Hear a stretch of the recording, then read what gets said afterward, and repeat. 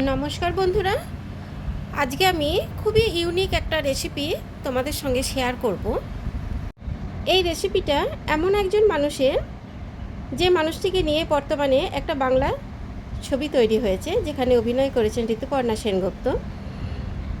প্রথমে আমি রেসিপিটা শুরু করি। এখানে বেশ কিছুটা সাদা তেল নিয়ে নিলাম। এবার তেলটা একটু গরম হয়ে গেলে এর মধ্যে গোটা জিরে এবং একটা শুকনো লঙ্কা ফোড়ন দিয়ে দেব। এই রেসিপিটা বেলা দে, তো উনি বহুকাল পূর্বে রেডিওতে মহিলা মহল সঞ্চালনা করতেন। সেখানে বিভিন্ন রকম রেসিপি উনি শেয়ার করতেন। তো বর্তমানে একটি সিনেমাও তৈরি হয়েছে ওনাকে নিয়ে। আমি এখানে বেশ কিছুগুলো পেঁয়াজ দিয়ে দিলাম, পেঁয়াজ কুচি। এখানে আমি দুটো বড় সাইজের পেঁয়াজ আমি কুচিয়ে নিয়েছি স্লাইস করে। এটা একটু ভাজা হয়ে গেলে এর মধ্যে আমি 1 চামচ মতন আদা বাটা দিয়ে দিলাম। এবার এটাও একটু ভাজা ভাজা করে নেব। পরিমাণ মতন লবণ দিয়ে দিলাম, খুব সামান্য হলুদ দিয়ে দিলাম, আর খুব সামান্য আমি জিরে গুঁড়ো দিয়ে দিলাম। কাশ্মীরি লাল লঙ্কার গুঁড়োটা দিলাম যাতে একটু রঙটা খুব ভালো আসে। এবার এই সবগুলো একটু 5 মিনিট ধরে নাড়াচাড়া করে নিতে হবে, সব মশলার যেন কাঁচা গন্ধটা চলে যায়।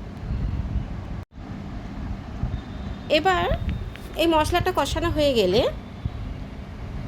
এর মধ্যে আমি একটা বড় সাইজের টমেটো পিউরি করে নিয়েছি, সেটা দিয়ে দিলাম। এবার এটাও একটু নাড়াচাড়া করে নিতে হবে।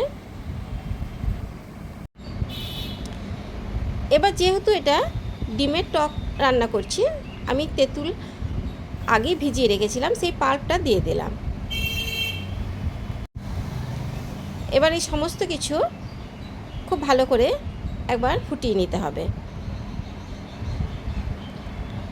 এবার এটা নাড়াচাড়া করার পর একটু ফুটে গেলে খুব সামান্য গরম মশলা গুঁড়ো দিয়ে দিলাম, আর টেস্টের জন্য আমি 2 চামচ চিনি ব্যবহার করলাম। এটাকেও গুঁড়ো ব্যবহার করতে পারো। তো এই সব কিছু খুব ভালো করে নাড়াচাড়া করার পর আমি এটা গ্রেভিটা একটু বাড়ানোর জন্য জল দিয়ে দিলাম, কারণ এর মধ্যে আমি ডিম ফাটিয়ে দেব। তো সেক্ষেত্রে যখন ফুটবে তো জলটা কিছুটা কমে যাবে। এই যে খুব ভালো করে ফুটে যাওয়ার পরে আমি ডিমগুলো ভেঙে এর মধ্যে দেব।